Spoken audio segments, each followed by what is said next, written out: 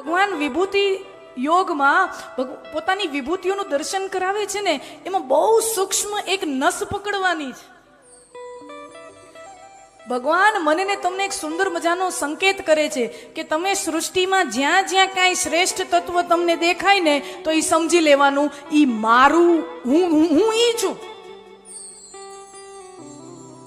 જ્યાં ક્યાંય તમને શ્રેષ્ઠત્વ ક્યાંય દેખાય, ક્યાંક અસાધારણ દેખાય, ક્યાંક વિશિષ્ટ દેખાય, ક્યાંક એક્સ્ટ્રા ઓર્ડિનરી ક્યાંક દેખાય, ઈ સમજી લેવું ઈ હું જ છું. શ્રી કૃષ્ણનો અર્થ જ થાય પરમ કૌશલ્ય. એક્સેલન્ટ એટલે શ્રી કૃષ્ણ. આમ તમે જુઓ, પ્રકૃતિનું કામ છે ને, બધું વસ્તુ સમાન થાય ને એવું બનાવવાનું કામ પ્રકૃતિનું છે. હાથીઓ તો બધા હાથી જેવા જ હોવા જોઈએ ને, હાથી બધા હાથી જેવા જ હોવા જોઈએ. પણ એ હાથીઓમાં ઐરાવત હાથી છે, એ વિશિષ્ટ છે. તો ભગવાન કહે છે કે એની અંદર કંઈક વિશિષ્ટ દેખાણું તો એ મને ગણવાનું. પહાડો ડુંગરા તો બધા ડુંગરા જ છે. ડુંગર તો ડુંગર જ હોય, પર્વત તો પર્વત જ હોય. એમાં બીજું શું હોય? કોકની ઊંચાઈ વધુ હોય, કોકની ઓછી હોય. અને હિમાલય કઈ દુનિયાનો સૌથી ઊંચો પર્વત નથી ને, એનાથી ઊંચાઈ ગણાય. અને સૌથી જૂનોય નથી. હિમાલય કરતા બાપુ, હિમાલય કરતા આપણે આ તો ગિરનાર એના કરતા વધારે જૂનું કહેવાય છે એવું આપણા શાસ્ત્રો કહે છે. હિમાલય કરતા આપણો ગરવો ગિરનાર એ વધારે જૂનો છે ને એનું કાર્બન ડેટિંગ એ થયેલું છે કે હિમાલયના કરતાંય પ્રાચીન છે. તો હિમાલય સૌથી જૂનો પર્વત નથી, સૌથી પ્રાચીન નથી, સૌથી ઊંચોય નથી, છતાંય મહિમાવંતો છે. એટલે ભગવાને કીધું હિમાલય પર્વતોમાં હિમાલય હું છું, નદીઓ મેં ગંગા મેં હું. અને આમ જોવા જઈએ તો ગંગાજી આમ એક વહેતું પાણી જ છે, બહેતી નદી હૈ, બહેતી સરિતા હૈ. પણ આપણા ઋષિ મુનિઓએ વિચાર કર્યો કે આ નદી ખરી, પણ આ નદીનું જળ છે ને કંઈક વિશિષ્ટ છે. નદીઓ તો દુનિયામાં ઠેર ઠેર ગણે છે, ગામે ગામે નદીઓ છે, પણ એ નદી વિશિષ્ટ હૈ. આની અંદર પાણી છે એ સાધારણ પાણી નથી, અમૃત હૈ. ઉત્તર પ્રદેશમાં એક સરસ મજાનો દોહો ગવાય છે ને, હું ભૂલી જાઉં છું. એનો ભાવ એવો છે કે મહાદેવ આંક ચબાવે, આંકડો, ધતુરો, આ બધાનું સેવન મહાદેવ કરે. અને વિષનું સેવન કર્યું છે ને, સમુદ્ર મંથન વખતે મહાદેવે વિષનું સેવન કર્યું છે. તો કોઈએ પૂછ્યું મહાદેવને કે તમને બીક નથી લાગતી આવું બધું સેવન કર્યા રાખો છો? આ તો બધું સેહત માટે, સ્વાસ્થ્ય માટે સારી વસ્તુઓ નથી, આમ તમે આમ આ બધાનું સેવન કરો છો, ડર નથી લાગતો? મહાદેવ કે જેની જટામાં ઔષધમય ગંગાજી બિરાજમાન હોય એના સ્વાસ્થ્યને શું નુકસાન થાય? તો ગંગાજી ઔષધિમય જલ હૈ, સાધારણ નદી નથી.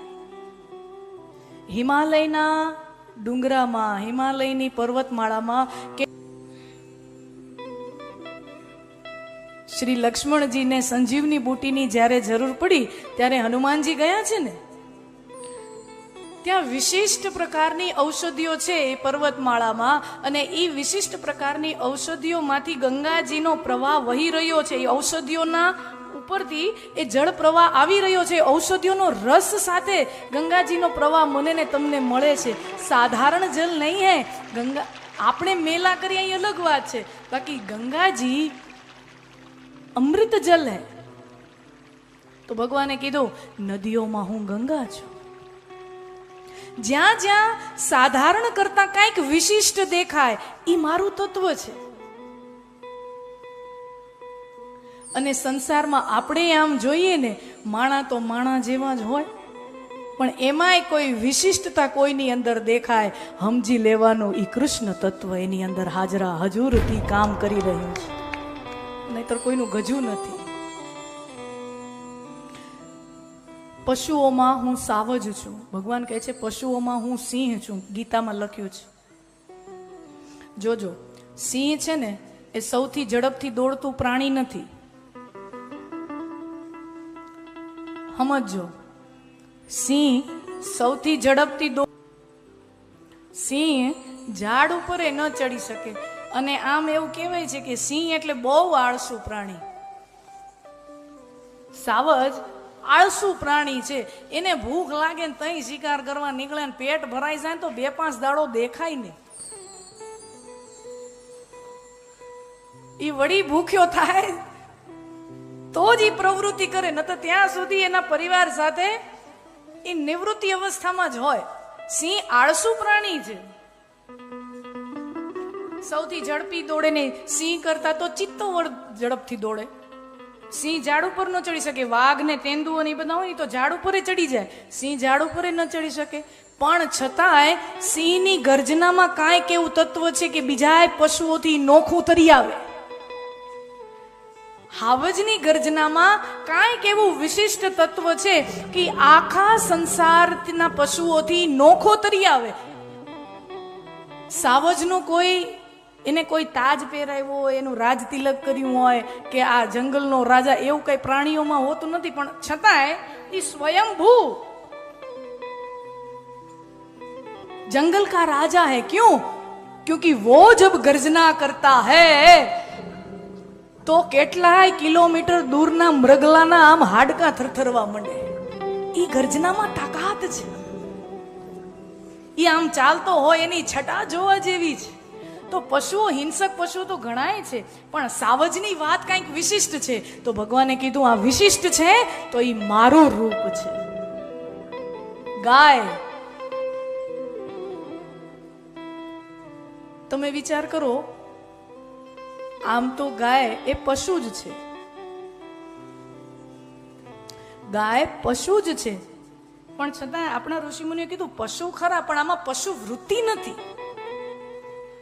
પશુ હૈ લેકિન પશુ વૃત્તિ નહીં હૈ.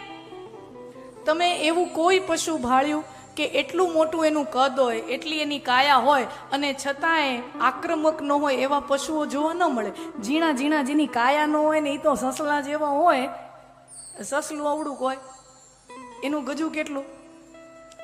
હવે એ તો સસલું સસલા જેવું હોય, એમાં નવાય નહીં, કારણ કે એનું ગજું જ નથી. પણ ગાય, એનું તો કદ તમે જુઓ, આપણા કદ કરતા, વજન કરતા મિનિમમ 5-1 ગણી તો ખરી, 5-10 ગણી. અને છતાંય ગાય આક્રમક નથી, સમજદાર છે. એની અંદર સમજદારી છે. એટલે આપણા ઋષિ મુનિએ કીધું ये गौ मैया है. ગૌ મૈયા હે. દૂધ તો આપણે ભેંસનું પીએ છીએ, નથી પીતા, એનું વધારે પીએ છીએ. હે, દૂધ તો આપણે ભેંસનું પીએ છીએ. ભેંને માં ન કીધી, ગૌ માતા કીધી. શું કામ? કારણ કે ભેંસની વૃત્તિમાં ગાયની વૃત્તિમાં કેટલો ફરક છે આપણે જાણીએ છીએ. આટલું મોટું કદ હોય અને છતાંય આક્રમકતા નો આ વિશિષ્ટતા છે. ભગવાને કીધું વિશિષ્ટતા છે તો એ મારું રૂપ છે. જ્યાં જ્યાં કોઈકની અંદર વિશિષ્ટતા દેખાય એ સ્વયં શ્રી કૃષ્ણનું રૂપ છે.